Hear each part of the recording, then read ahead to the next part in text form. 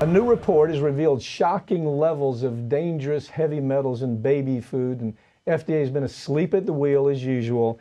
I have Farron Cousins with me to talk about it. He's the editor of Trial Lawyer magazine, and honestly, I just say this for the right reason, one of the best progressive reporters in this business. I really do mean that.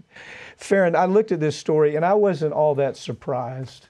Right. It's the FDA, but lay the story out. Here we have baby food that has cadmium, lead, arsenic in it, and the FDA has been diddling around with this for a generation almost. Take it from there. It really has. What this report tells us, and they've been looking into this for several years, because they had inklings, they had reports, they had internal documents that showed, okay, well, these baby food companies know they've got some heavy metals in their food, so let's find out how bad the problem is.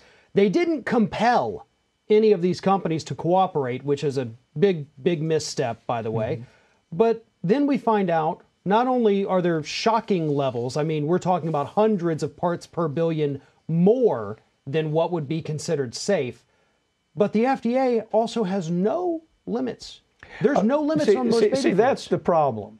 They don't have limits on things like PFAS, for example, that's in our water because they haven't studied it. The politics have prevented it. They don't have limits on things like arsenic. They've got a limit on lead, which is 1 part per billion in baby food, which is way crazy because lead is cumulative. It's biopersistent and it's cumulative and it's bioactive in the system. Causes neurological disease. But who are these companies? Let's call some names. Gerber, Beechnut, Happy Baby, Campbell's Soup. And anytime I see Nestle involved, Nestle's Gerber. Nestle is Gerber. What an awful company. I mean, just the worst of the worst predator company. And so here's the point. They're saying this, which I think is ridiculous. Well, you know what? We tested each of the components. If we use rice, we tested the rice. If we use whatever, we tested it. Doesn't make any difference. Right. They never tested the end product, which is the composite of all of these metals. Right. So they would take okay, well, the rice has some mercury in it. The carrots have some arsenic in it. The peas, they've got some lead, but we're just going to mix them all together and add all of these horrible things into this horrid concoction that you're feeding your child.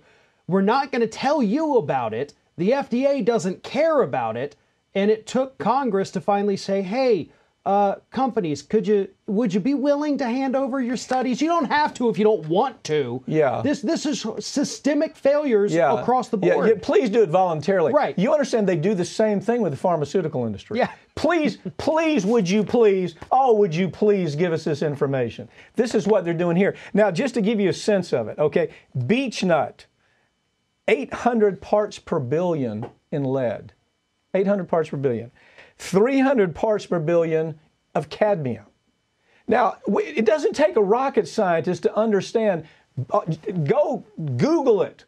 See what cadmium can do to the neurological centers of your body. See what lead can do. See what arsenic can do. These are all heavy metals. They collect in the body. They stay there. They don't move through the body, and it's here today and gone tomorrow. That's why every time you see these lead paint cases, these kids that have been eating paint off the side of the wall, they're permanently damaged the rest of their life. Right. The IQ is affected.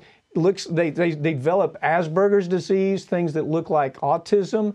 And so we know what the problem is. And these companies, they know that they could go to certain places in the world where we have less cadmium in the rice, less lead in the rice. They could go there, but they say, oh, no, let's go over here because we get a better deal. Right. They're going to send us rice that, it might be infected with lead or mercury, but we're getting a good deal. Well, and people need to start asking questions as to why are there no limits on these heavy metal toxins in baby foods? You're talking about the most vulnerable portion of any population anywhere is these developing children. From the time they are, most of them about 3 months old, when they start eating foods like this, they're still developing. Their brains have not finished. Their neurological system has not finished being put together, and you're already putting toxic metals into them. why did the FDA never decide, wait a minute, maybe we shouldn't poison kids? Yeah. Farron, how about this? So Campbell's Soup in Walmart said, no, we're not giving you our stuff. And the FDA said, okay, that's okay. The FDA needs to be completely, just start from scratch again, get all of these political pimps, all of these corporate pimps that work for the FDA, that all they care about, they're always looking for their next job. If I get mad at Campbell's Soup or I get mad at Walmart, they might not give me a job when I leave the FDA. And we see it all the time in pharmaceutical cases. You know, we see, hey, here's your way out of the FDA. You'll see Pfizer or Merck. Here's your way out of the FDA, because if you'll work with us on this, Joe or Mary, you know what? We can't promise you, but when you get out, we might have a job for you that pays $1.5 million, and it's better than your $125,000 a year. Right, and the person who goes and fills the vacant spot at the FDA also typically comes from that company too. That's the revolving door. You know, Pfizer will send their people to the FDA. They'll take in the FDA's people. It works with all the drug companies. It is so corrupt. It is just so corrupt. And the American public, maybe they'll pay attention to this. I mean, these are their children. Yeah. Because most people say, I don't want to get involved. I don't understand it.